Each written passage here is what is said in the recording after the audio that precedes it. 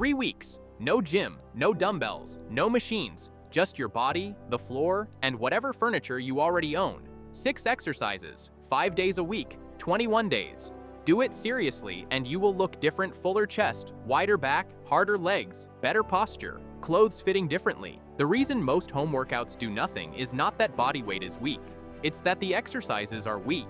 20 easy reps of nothing, a bit of a sweat, no reason for your body to change. Every move on this list is the opposite: compound, brutal, and built the way the Soviet sport system built bodies for output, not decoration. First one, right now. Exercise 1, the slow push-up, not the sloppy fast kind. The kind where you lower for 3 full seconds, pause an inch off the floor, and press back up hard. This builds your chest, your front delts, and your triceps. And it does it while your entire midsection fights to stop your hips from sagging. That's why push-ups look better on a physique than a machine press does. The tension runs from your hands to your heels. The slow tempo matters more than the rep number. 3 seconds down means 3 seconds of your chest under load instead of gravity doing the work for you. 12 slow reps will wreck you harder than 30 fast ones, and only one of those builds anything. Form: hands slightly wider than your shoulders, elbows at about 45 degrees, not flared to 90. Squeeze your glutes, body in one line, ear to heel. The common mistake is the head dipping toward the floor while the chest stays high. If your nose touches before your chest does, you're not doing full reps. Chest to the floor or it doesn't count. Target: 4 sets of 8 to 15 slow reps. If 15 is easy, put your feet on the couch and start again. Exercise 2, the table row. This is the one everybody skips, and it's the one that changes your silhouette the most. Find a sturdy table, lie underneath it, grab the edge, keep your body straight, and pull your chest up to the underside. That's it. No table that can take it? A broomstick across 2 chairs works. So does a doorway with a towel. This hits your lats, your mid-back, your rear delts, and your biceps. Push-ups make you thick at the front. Rows make you wide, and they pull your shoulders back so you stop looking like you fold forward at a desk all day. Width plus posture is 90% of what jacked looks like in a t-shirt. Form: pull your chest to the edge, not your chin. Drive your elbows down and back. Squeeze your shoulder blades together at the top for a hard 1-second hold, then lower under control. The mistake is yanking with the arms and letting the hips drop. Keep the glutes tight and the body rigid. It's a plank that moves. Target: 4 sets of 8 to 12. Too easy? Straighten your legs out further or elevate your feet. Too hard? Bend your knees and walk your feet in. Exercise 3, the split squat. Back foot on a chair, front foot a stride forward. Drop straight down until your back knee kisses the floor. Drive back up through the front heel. One leg carries the whole load. That's the entire trick. You don't need a barbell when you cut the support in half your quads, and glutes get a real training stimulus from body weight alone, and your balance system works over time holding you upright. Legs are also where most home programs quit, and that's a mistake. Big legs change how your whole frame reads. A wide back on top of chicken legs looks unfinished. Trained legs also let you train harder everywhere else, because leg work drives your overall work capacity. Form: torso tall or leaning very slightly forward. Front shin roughly vertical, and control the descent. Don't bounce off the bottom. The mistake is a stance that's too short, which turns it into a knee-crushing quarter rep. Step out further than feels natural. Target: 3 to 4 sets of 10 to 15 per leg. When that stops being hard, pause 3 seconds at the bottom of every rep. Now stop for 30 seconds, because this is why those 3 moves hit differently than anything else you've tried at home.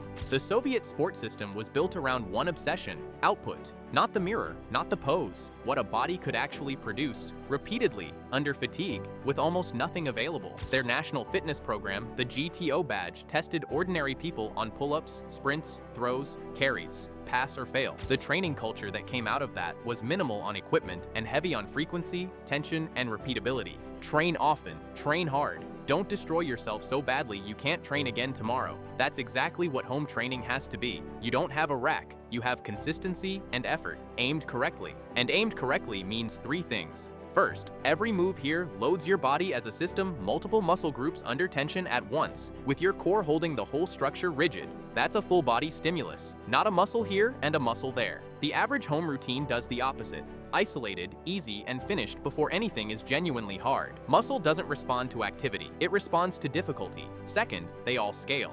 No weights means you change leverage instead. Slow the rep down, raise your feet, drop to one leg, add a pause where the exercise is hardest. Every exercise on this list has a harder version waiting. which means you can add difficulty every single week. That's progressive overload, the thing that actually builds muscle. You just do it with angles instead of plates. Third, frequency. Bodyweight work doesn't beat you up the way heavy barbells do, so you can train 5 days a week instead of 2. More quality sessions in 21 days means more total stimulus, and more total stimulus in a short window is exactly how you get a visible change fast. Weak home workouts fail on all 3 counts. They never get harder, they never get frequent enough, and they stop long before the set gets uncomfortable. If this kind of training makes sense to you, subscribe. Back to the work. Exercise 4. The Pike Push-Up. Feet on the ground, hips high in the air, body in an upside-down V. Bend your elbows and lower the top of your head toward the floor between your hands, then press back up. This is a vertical press. It hammers your shoulders, front and side delts, plus your triceps and upper chest. Shoulders are the single most underrated muscle for looking bigger. Delts create the illusion of width at the top and make your waist look smaller by comparison. You can't build a powerful upper body silhouette without them. Form. Walk your feet in until your hips are stacked high over your shoulders. The more vertical you are, the more your shoulders carry. Lower slowly, head just off the floor, then press. The mistake is a flat, half-piked position, which turns it back into a push-up. Get the hips up. Target 3 to 4 sets of 6 to 12. When those get comfortable, elevate your feet on a chair. Exercise 5. The single leg hip thrust. Upper back on the edge of a couch or bed, one foot planted, other leg lifted. Drive your hips up until your body is a straight line from knees to shoulders. Squeeze hard at the top for 2 seconds. Lower under control. This is your posterior chain glutes and hamstrings, the half of your body you never see and never train. It's also the fix for a lot of low back complaints, because strong glutes stop your lower back from doing work it was never built to do. Push-ups and Pike push-ups push. Rows pull. Split squats hit the front of your legs. This covers the back of them. 6 exercises, no gaps. Form. Chin tucked slightly, ribs down, drive through the heel. The squeeze at the top is the exercise. If you're not clenching hard enough that it's uncomfortable, you're just moving. Target 3 sets of 12 to 20 per leg. Exercise 6. The hollow hold. Flat on your back, lower back pressed hard into the floor, arms overhead, legs straight and a few inches off the ground. Hold. It looks like nothing. It's brutal within 15 seconds. This trains your abs the way they actually function, bracing the trunk against everything trying to bend it. That's not just aesthetics. A rigid midsection makes every other exercise on this list stronger, because force can't leak through a soft middle. Your push-ups get harder, your rows get cleaner, your posture straightens. The mistake is the lower back arching off the floor. The second daylight appears under your spine, the set is over. Bend your knees or raise your arms to shorten the lever. Target 4 sets of 20 to 45 seconds. Now, the 3 weeks. Train 5 days a week. Every session is full body. Order it exactly as I gave it. Push-ups, table rows, split squats, pike push-ups, hip thrusts, hollow holds.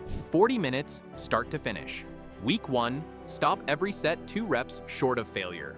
You're building form and volume tolerance, not a hero story. Week 2, add 2 reps to every set and take the last set of each exercise to genuine failure.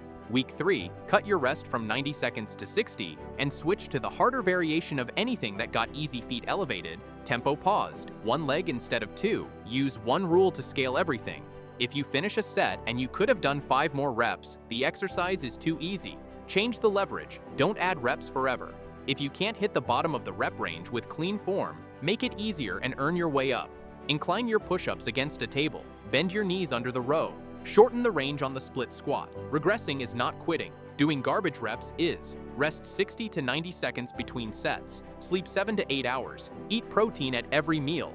Those aren't extras. They're where the muscle is actually built. Here's the part nobody wants to hear. Nothing about this is complicated. It's 6 movements and 21 days. What separates the guy who looks different from the guy who doesn't is that one of them did the session on the day he didn't feel like it. The Soviet system produced results from bare gyms and cold rooms because it treated training as work you show up for, not a mood you wait for. Nothing about your living room is stopping you. The floor is enough. The table is enough. The only variable left is whether you do the work at an intensity that forces your body to respond. 21 days, 6 exercises. Start today, count your push-ups, and come back and tell me the number.